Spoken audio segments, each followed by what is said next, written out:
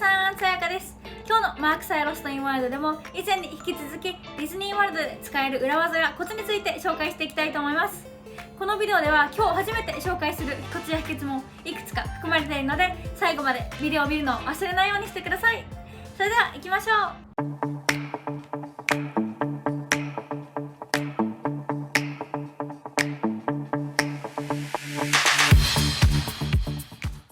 Welcome back to Max Lost in World! 私たちは以前にもディズニーワールドで使える裏技やコツについて紹介したビデオをいくつか載せているので、まだ見てない方はぜひぜひ見てきてください。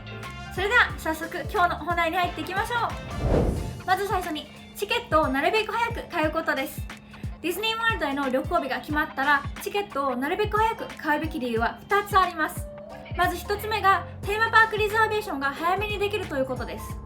ディズニーワールドではテーマパークリザーベーションというシステムが導入されていて、ゲストはいつどのパークに行くのか決めてそのパークを予約しないといけません。そしてパークは売り切れることがあります。なのでテーマパークリザーベーションをするのを忘れて、もし行きたいパークが売り切れてしまったらその行きたいパークに行くことができません。皆さんの行きたいパークに皆さんが行きたい日に行けるようになるべく早くチケットを買って、チケットを買ったらなるべく早くテーマパークリザーベーションをするようにしてください。そしてもう一つのチケットをなるべく早く買うべき理由は、将来チケット代が値上げされる可能性があるからです。ディズニーワールドでは年に何回か値上がりが見られ、最近では10月にチケット代を含むいろいろなものが値上がりされました。ということは、値上がりされた後チケットを買ったゲストは値上がりされる前に買ったゲストより多く払わないといけないということになります。正確にいつチケット代が値上がりするのかは分かりませんが、値上がりする前に買っておけば、もし値上がりされてもその分を払う心配がなくなるので、将来の値上がりの可能性を考えて旅行日が決まったらなるべく早くチケットを購入することをお勧めします。そして次にスペシャルオファーを定期的にチェックすることです。ディズニーワールドはいつも何かしらのディスカウントをやっています。ホテルの値引きだったり、チケットの値引きだったり、パッケージの値引きだったり、何かしらのディスカウントがあります。なので、もしディズニーワールドへの旅行の予定があれば、それらを逃さないようにディズニーワールドのウェブサイトのスペシャルオファータブを定期的にチェックしておくことをお勧めします。ディズニーワールド旅行をかなり早めに予約すると、皆さんの旅行日に使えるディスカウントが何もないこともありますが、それでもスペシャルオファータブをチェックし続けてください。例えば皆さんは1月にディズニーワールドに行く予定で8月に旅行の予約をしました。その時は皆さんの1月の旅行日に使えるディスカウントは何もなくても、その旅行日が近づいた例えば11月に急に皆さんの旅行日に使えるオファーが急に現れることもあります。旅行は早めに予約した方が安いっていうのは結構知られていますが、特にディズニーワールドのホテルは最後の最後の方にディスカウントが現れることが結構あります。しかしいいことにディズニーワールドのホテルのディスカウントを使うには、皆さんの旅行日が近づくまで予約を待たないといけないというわけではありません。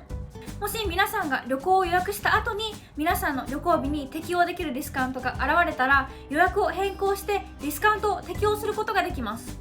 なので早めに旅行を予約して安めのフライトやチケット代を獲得した後、旅行日が近づいてきて新しいホテルのディスカウントが出てきたら、そのディスカウントを適用して皆さんの旅行代をさらに安くするということができます。だから旅行を予約した後も定期的にスペシャルオファータブをチェックすることは大事なんです。そしてもし旅行会社を通して予約したなら、旅行会社が新しく出てきたディスカウントを適用してくれることもあります。しかし変更やキャンセルについてのポリシーは旅行会社によって違うこともあるので、もし旅行会社を通して予約をするならそこは事前に確認をしておいてください。そして次にバウンスバックオファーを利用することです。バウンスバックオファーはディズニーワールドリゾートに宿泊しているゲストが利用できるオファーで、チェックアウトをする前に次のディズニーワールド旅行を予約したらその旅行がかなりお得になるというものです。さっきスペシャルオファーについても説明しましたが、バウンスバックオファーは大体の場合スペシャルオファーよりもいいディスカウントをくれて、次のディズニーワールド旅行がとってもお得になります。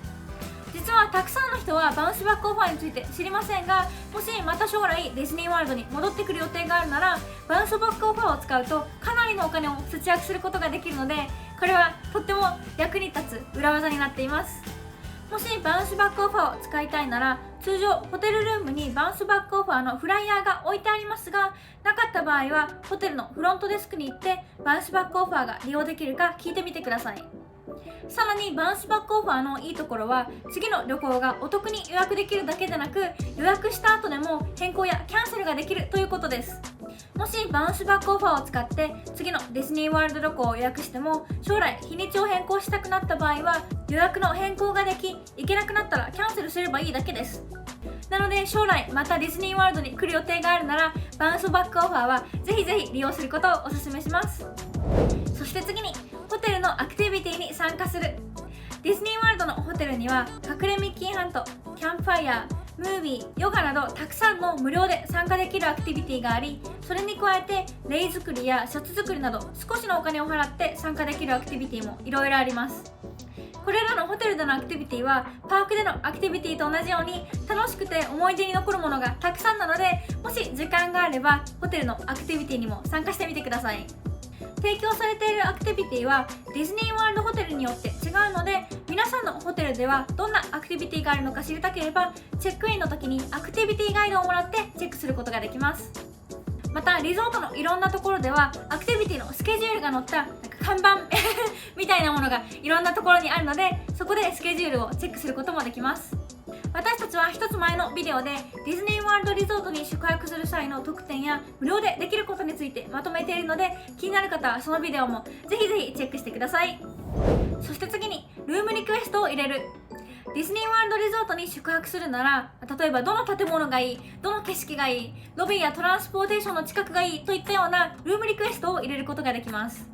しかしルームリクエストはブッキングカテゴリーと違い 100% 確証されるわけではありません。ブッキングカテゴリーはホテルルームを予約するときに選ぶ、例えばスタンダードビューとかテーマパークビューといったようなお部屋のオプションになっています。テーマパークビューやレイクビューなどはスタンダードビューより高めになっていて、通常スタンダードビューが一番安いです。ホテルルームを予約するときに少し高めの値段を払って、例えばテーマパークビューを選んだら 100% の場合テーマパークビューのお部屋に泊まることができます。しかしなるべく節約したいならスタンダードビューを選んで、その後テーマパークビューのルームリクエストを入れることができます。この場合確実にテーマパークビューのお部屋に泊まれるとは限りませんが、キャストメンバーの方にできればテーマパークビューのお部屋がいいですということが伝わります。また例えばロビーの近くで高いフロアがいいといったようなリクエストがいくつかある場合は、どのリクエストを優先してほしいのかも伝えておくことが大切です。ロビーの近くで高いフロアというリクエストが叶わない場合、ロビーの近くがいいのか高いフロアがいいのか、どっちが優先なのかを伝えておくと、皆さんの優先したいリクエストが叶うかもしれません。もしルームリクエストを入れたいなら、到着の、5日ぐらい前にホテルに電話して皆さんのリクエストを伝えてください。そして次に、お土産をお家に送る。皆さんディズニーワールド旅行ではたくさんのお土産を多分買うと思いますが、たくさんのものを買いすぎて全部がスーツケースに入りきらなくても心配はいりません。ディズニーワールド内で買ったものは UPS か FedEx という宅配サービスでお家に送ることができます。荷物の発送にはもちろん少しお金がかかりますが、空港でのスーツケースの重量オーバーを払うよりは安く済むかもしれません。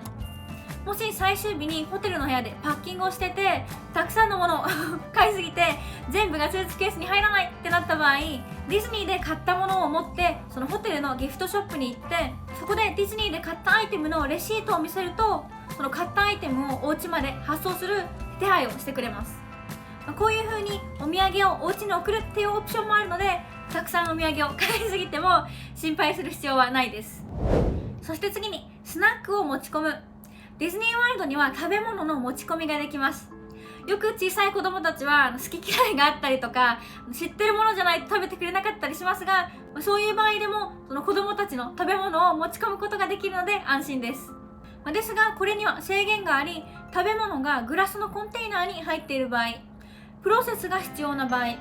温めたり冷やしたりが必要な場合は食べ物や飲み物の持ち込みができません。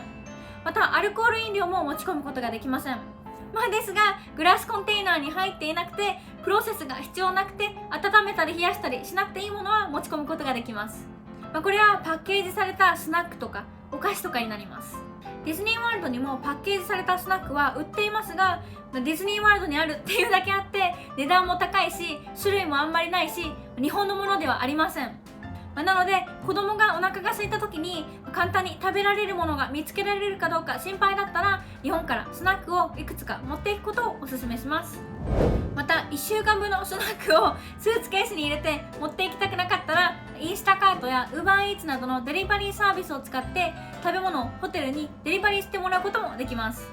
おむつとかも1週間分のものを持っていくよりもデリバリーした方が簡単です。そしてお水とかもパークでは1つのペットボトルの水がもう5ドルぐらいするので、たくさんのパックになったお水を近くのグロセリーストアからデリバリーした方が安く済むかもしれません。デリバリーサービスはすごく便利な上に、たくさんのものが必要なんだったらホテルのギフトショップとかですごい値上がりされたものを買うよりは、デリバリーサービスで全部ホテルにデリバーしてもらった方が安く済むので、何か必要な場合はぜひ利用してください。そしてデリバリーサービスをもし使う場合は、安全のために部屋番号を教えずにホテルのロビーで受け取るようにしてください。そして次にシングルライダーラインを使う。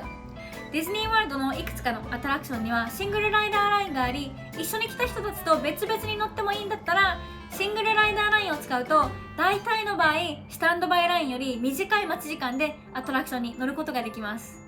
また皆さんのグループにスリルライドに乗れない小さい子供がいるなら、ライダースイッチというサービスを利用することもできます。ライダースイッチがどういう仕組みになっているかというと、まず半分のメンバーが普通にアトラクションに並びに行きます。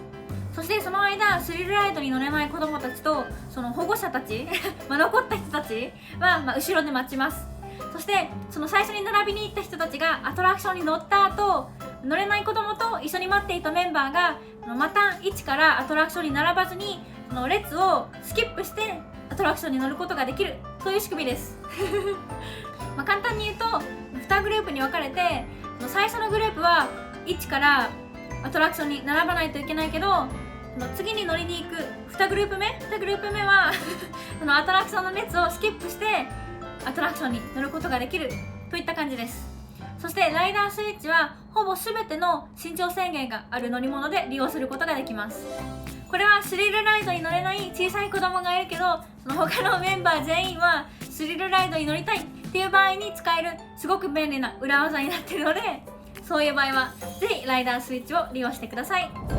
それでは以上が今日紹介するディズニーワールドで使える裏技やコツになっています。もしこのビデオを少しでも楽しんだら、このビデオにいいねをよろしくお願いします。